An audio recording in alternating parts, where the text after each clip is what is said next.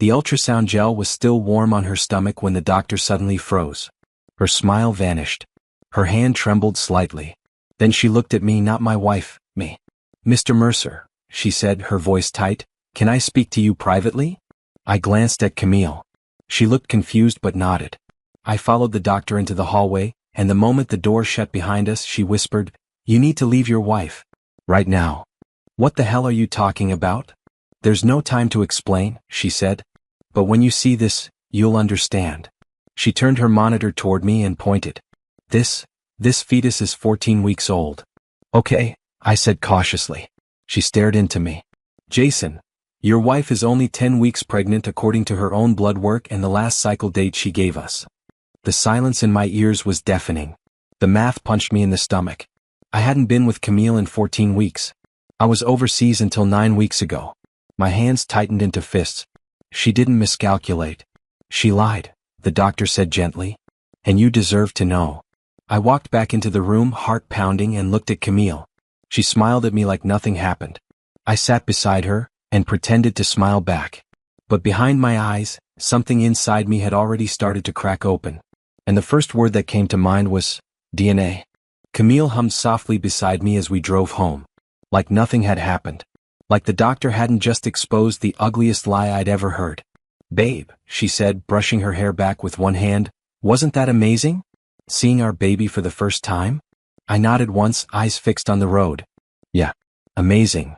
Inside I was unraveling. I replayed the weeks, the overseas trip, the nights I FaceTimed her while she claimed to be exhausted, the sudden nausea she blamed on bad takeout. It wasn't food poisoning. It was morning sickness. And I had been congratulating myself on becoming a father. When we got home, she went to lie down. I went straight to the study and locked the door. I ordered an at-home paternity test. It would take days, maybe a week. But I knew the answer already. Still, I needed confirmation.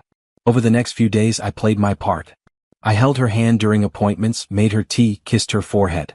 She smiled, giggled, texted her friends excitedly. She thought she'd won. Until the envelope arrived. I waited until dinner. Set the test results gently beside her plate. "Jason, what's this?" I looked her dead in the eye. "It's the truth." She opened it. And her face turned white. Then red. Then something colder. "You went behind my back?" I leaned forward. "You did that first." And I hadn't even told her what I planned to do next. Camille pushed the paper away like it burned her. "This doesn't mean anything," she hissed. "These tests can be wrong." "They're 99.99% accurate," I replied calmly. "But you're welcome to explain who the father is, since it sure as hell isn't me."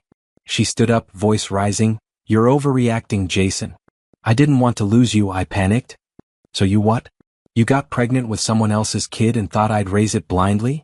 Tears welled up, but they didn't move me. Not anymore. My world had been flipped inside out, and I wasn't looking for sympathy, I was looking for clarity. "Who is he?" I asked. Silence. Her jaw clenched. Then quietly, "It doesn't matter." "Oh, it matters," I said, stepping closer. "Because if you don't tell me, I'll find out myself. And trust me, Camille, I'll use it." I slept in the guest room that night.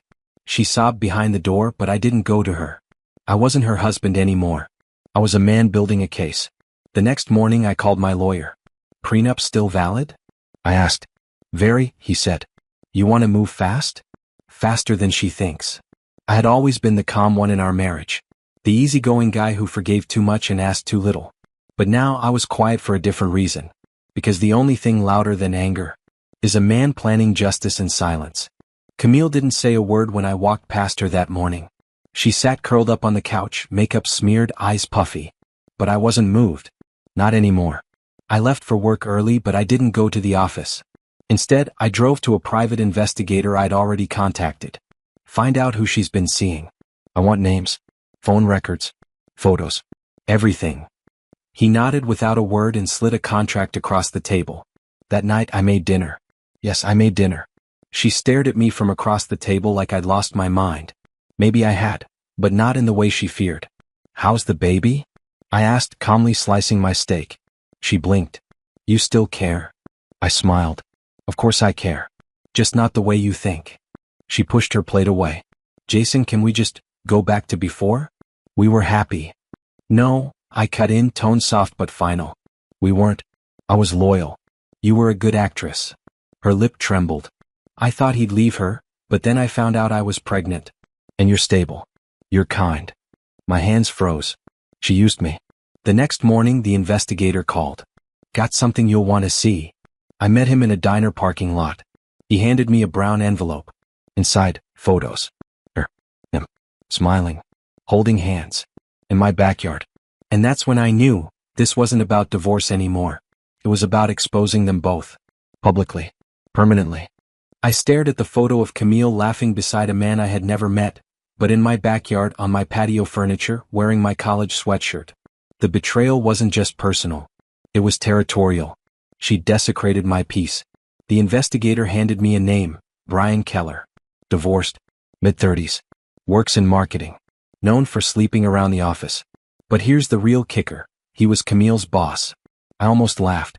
She always said she hated people who mixed work and personal life.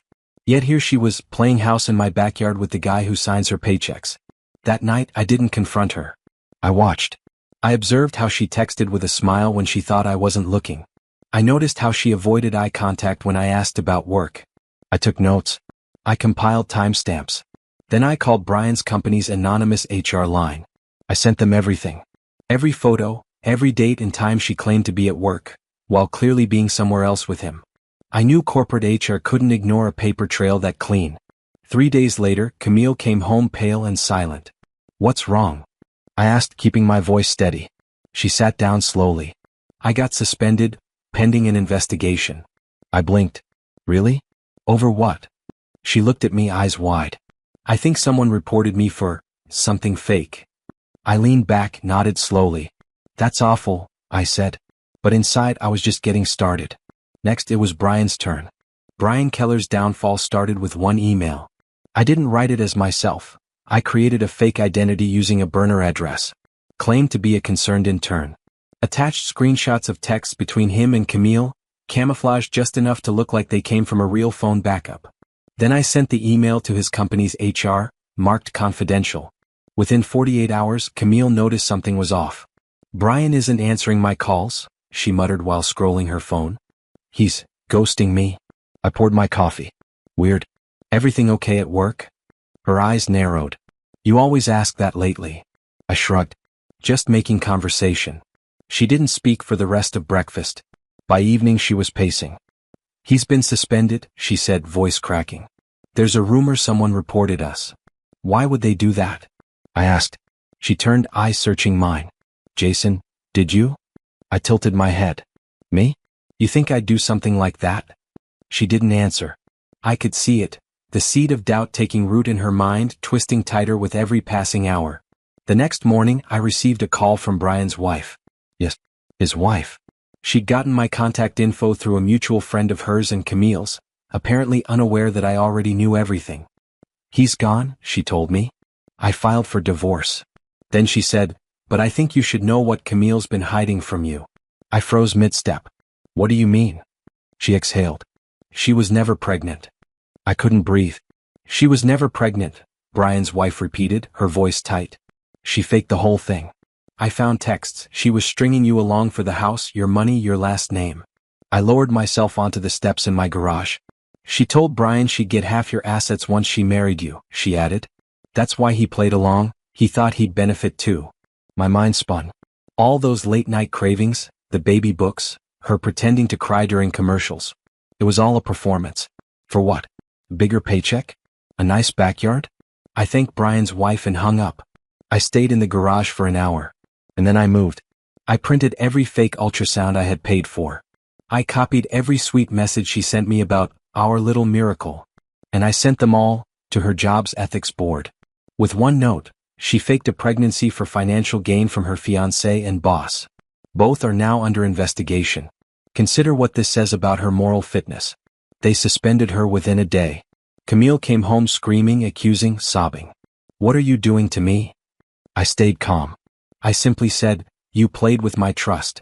I'm just returning the favor. She was fired the same week Brian finalized his divorce. But I wasn't done. One thing kept me awake every night. She drugged me the night she claimed we conceived. And that meant her lies had crossed into something much darker. Now it was time for justice. I booked a private consultation with a legal investigator, quiet, thorough, and experienced in digital forensics. I handed him my phone, Camille's laptop backups, and the dates I suspected she drugged me. 3 weeks later he returned with proof. See this, he pointed at a deleted pharmacy receipt in her email.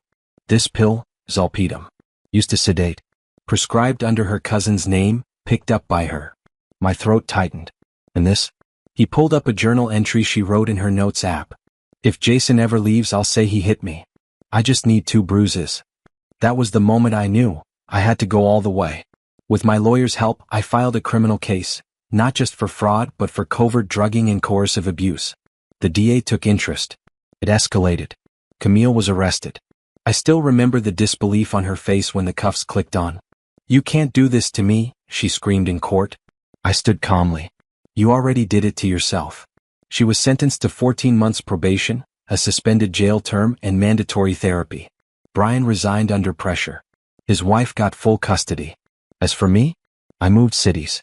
Started a new job. No more mansions, no more luxury distractions. Just peace and a dog I named Mercy. But sometimes at night I hear her voice again in my head. Fake soft. Sweet lies. And I remind myself, silence isn't peace if it's paid for with your sanity.